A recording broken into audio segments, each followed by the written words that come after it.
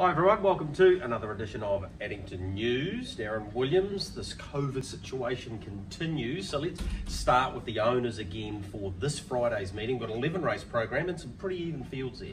Yeah, look, we have.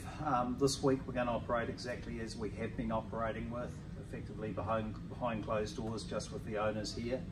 A reminder to the owners that they do need to register if they have a horse in this week. They need to come back to the racing department. It's not just a given that you've got a horse in and you can turn up. So getting a wee bit slack as we keep moving on, and we just have to do things exactly as we're required to. So the owners need to come back to the racing department by 10 o'clock on Friday morning.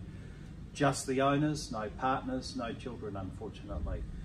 Greg, for next week, Premier meeting next week. Massive night. We're looking at what we can do to have some owners having access to spectators.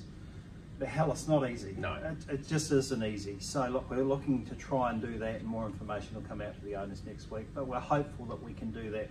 As we said, under level 2, we'll keep reviewing it and try and get ourselves to that situation. It looks like this is going to go on for a little while, level 2, so we want to try and get some owners here. But as I say, look, it's not easy. All right, Darren, what does this mean for IRT New Zealand Cup Day and Cup Week? We're inside 7 weeks out now. I'm picking there's a heck of a lot of meetings going on in there and so many different scenarios. Yeah, look, exactly. So more information is going to come out next week. We're a fair way down the track with all of the scenarios now. Unfortunately, Monday didn't give us the news that we wanted. It's delayed things for another couple of weeks, and time's marching on. So the ticket sales were going to go on sale next Monday, the 27th. That's been delayed. It's quite likely that tickets will not go on sale until we're level 1, or until at least we understand what level 1 Looks is, like. the new level 1, and Yep. what that means for mass gatherings. But look, rest assured, we're looking at every single scenario that we can operate under.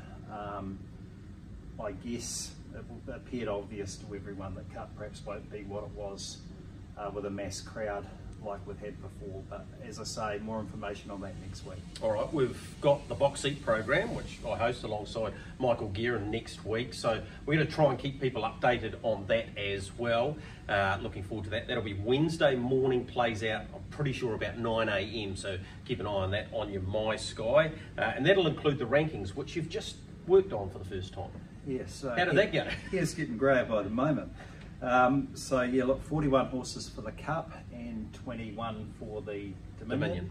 Dominion's not lacking quality, it's lacking numbers. A few horses just not coming, a couple of horses spelling, a couple of horses being sold. So definitely not lacking quality. But first rankings are always challenging, trying to take into account all that form. But addington.co.nz, under the racing section, the feature race information will have that, plus an update of the points for the futurity, and that's really good group of horses. That's going to be a beauty show day. That's the Graphite Developments. Phil and Glenys Kennard look after that for us. So look, those points are all available on the Addington website. Have a look at those, they're updated all the time, and the rankings will start coming out probably Friday this week and then middle of the week each week. All right, racing this week, 11 race program, 4:59 the start time for that.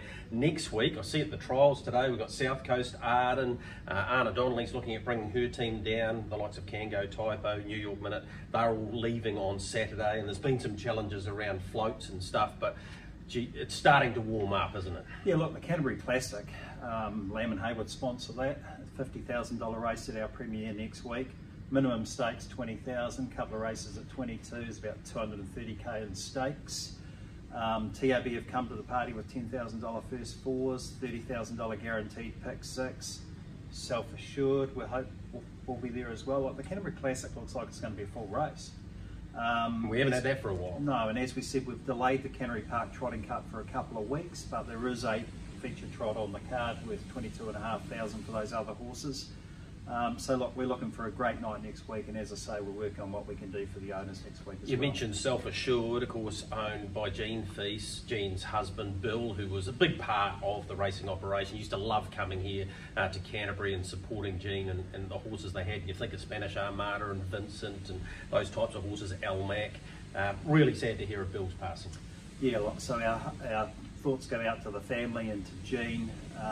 Both Bill and Jean, outstanding horse people in their own rights, both looking after a variety of horses over the years, and now as prolific owners. The passing of Bill, very sad for Addington.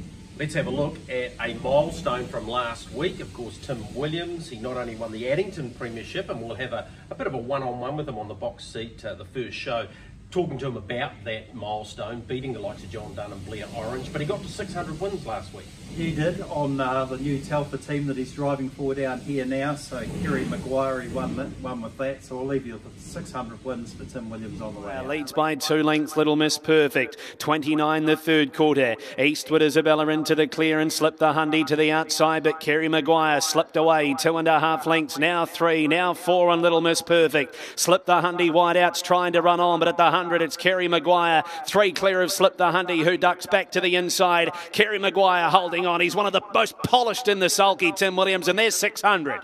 Kerry Maguire beats home Slip the Hundy.